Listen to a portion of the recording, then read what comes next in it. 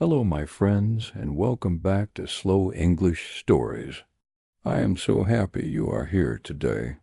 Today, we have a deeply powerful story about a secret weapon that can change your life forever: how to discipline your mind. But before I tell you the secret, let's prepare. Please turn off your notifications. Close all the other apps that steal your focus. If you can, put on your headphones right now. Feel the silence. Take a deep breath. Let's begin. Let's begin. The morning wind was blowing softly through the tall green trees of a beautiful valley. If you walked outside, you could smell the sweet, earthy scent of fresh rain on the ground. The birds were singing a beautiful song, filling the air with peaceful music. In this beautiful place lived a young boy named Jack. Let me stop for a moment to help you with a beautiful word here. The word scent simply means a nice smell, like the smell of flowers or fresh rain. Also, notice how I said the wind was blowing and the birds were singing. This is the past continuous tense. $subject plus was where plus verb ing dollar. We use this grammar to describe the background atmosphere of a story in the past, making you feel like you are standing right there with Jack. Jack was a wonderful boy. He was highly intelligent and his eyes always sparkled with big dreams. But Jack had a massive problem that was secretly ruining his life. He could never, ever finish what he started. When he sat down to read his books, his mind would instantly wander to his phone, his video games, or his friends. He wanted to achieve greatness, but his brain felt like a wild animal he could not control. Here is another important word for your journey: wander. To wander means to move around slowly without a fixed direction. When we say a mind wanders, it means your thoughts are drifting away to other things instead of staying on your work. One evening, Jack's father called him out to the front porch. The sky was turning a deep, fiery orange as the sun went down. The crackling sound of a small fire nearby filled the quiet night. His father looked into Jack's eyes and gave him a warning that sent a chill down his spine. "Jack," his father said softly, "your mind is a wild horse. If you do not learn to master it, it will run away and throw you off a cliff. You will lose everything you dream of." Jack felt a knot in his stomach. He knew his father was right, but he had absolutely no idea how to stop the noise inside his head. Look at that powerful expression. Sent a chill down his spine. This means something made him feel a sudden flash of fear or deep excitement. And notice the grammar in "if you do not learn to master it, it will run away." This is a first conditional sentence. $if plus present simple, will plus verb $. We use this grammar structure to talk about a real and possible future result of an action. If Jack doesn't change, the bad result will happen. The next day, Jack's father decided it was time for drastic action. He took Jack deep into the mountains to meet a legendary teacher, known only as the Master. They walked up a steep, rocky path where the air grew cold and thin. Finally, they reached a quiet wooden cabin surrounded by absolute silence. The Master was sitting perfectly still, his eyes closed. When he opened them, they were as clear and deep as the ocean. He looked at Jack, smiled, and stood up. He walked over to a small table, picked up a single crystal-clear glass, and filled it to the very top with water. He handed it to Jack and gave him a challenge that sounded incredibly simple, but would change Jack's life forever. The Master looked at the full glass and then at Jack's trembling hands. "Take this glass," the Master said, his voice echoing in the quiet mountain air, You must walk around this courtyard 3 times. If you spill even a single drop, you will fail, and I will send you away forever. Your dreams will die." Jack felt his heart pounding fiercely against his chest. He took a deep breath, smelling the sharp, woody fragrance of burning incense near the cabin. Let's look at this beautiful word, fragrance. A fragrance is a sweet or pleasant smell, just like the scent of flowers, perfume, or incense.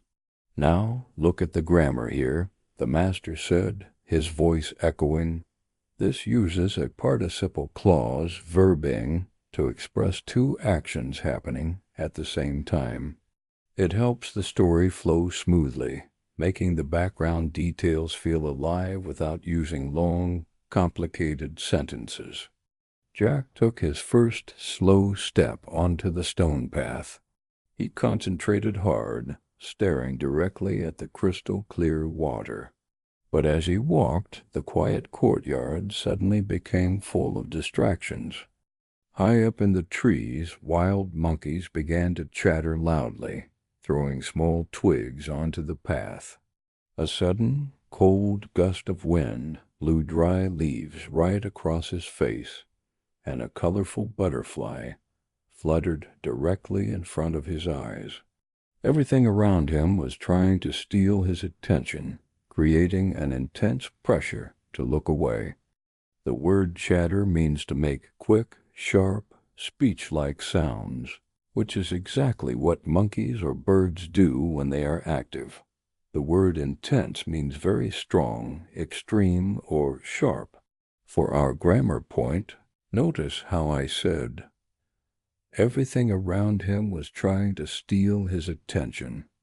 This uses the past continuous tense, dollar was where, plus verb, ing dollar, to describe an ongoing background action that creates a feeling of suspense while Jack is trying to focus. Halfway through his second lap around the courtyard, Jack's foot hit a small, hidden rock. He stumbled. The water inside the glass tilted dangerously, moving right up to the very rim. Jack caught his balance just in time, his breath coming in short gasps. He realized that the true danger did not come from the loud monkeys or the blowing wind. The danger came from his own mind. He was constantly anticipating failure.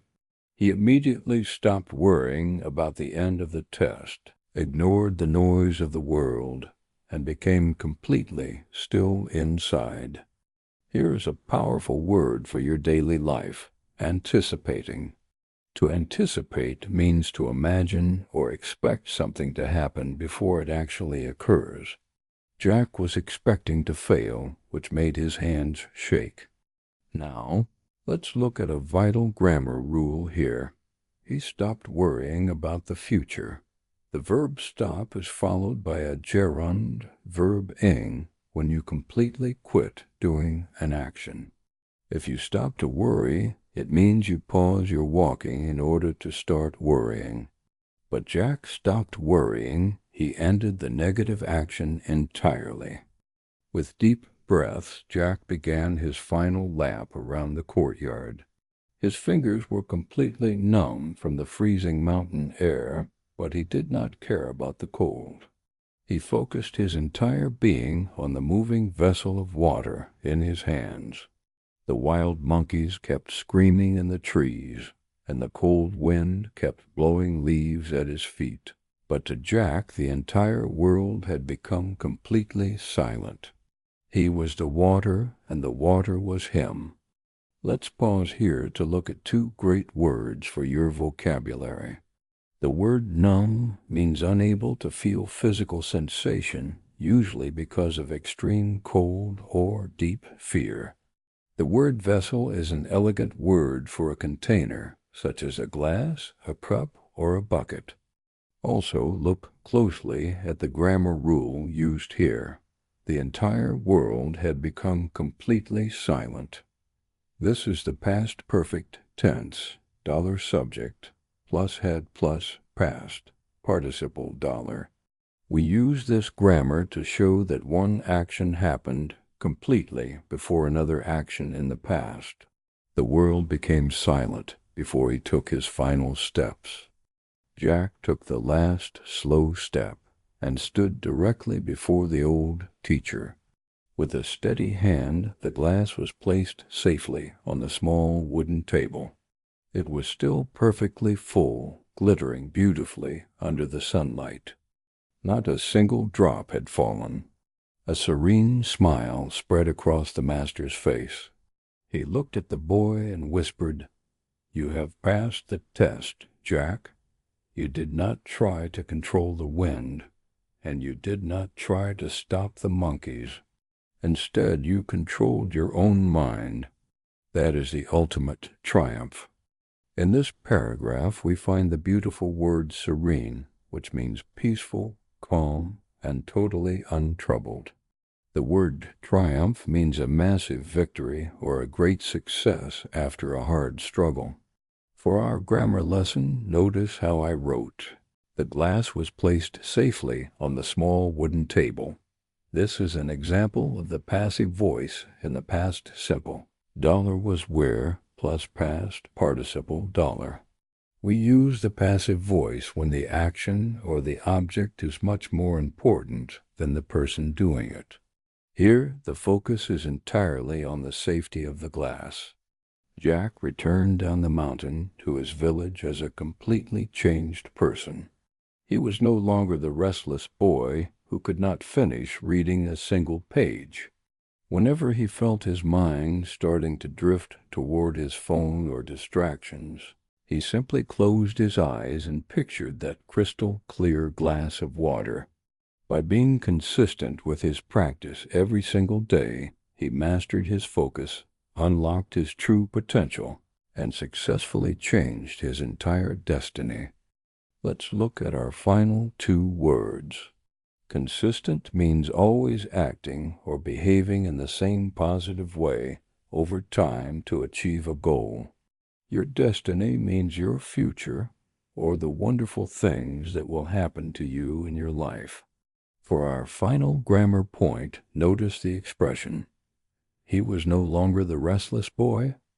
We use the phrase no longer to show that a past habit, condition, or state has completely stopped and is not true anymore. What an incredible journey for Jack. My beautiful friends of Slow English Stories, this story reminds us that the noise of the world will never stop, but your power comes from the stillness you create inside your own mind. If this story brought value to your English learning journey today, please hit that like button right now, subscribe to our channel, and share this video with someone who needs to find their focus today.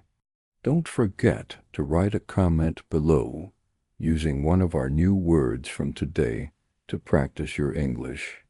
Keep practicing, keep focusing, and I will see you in our next story. Goodbye.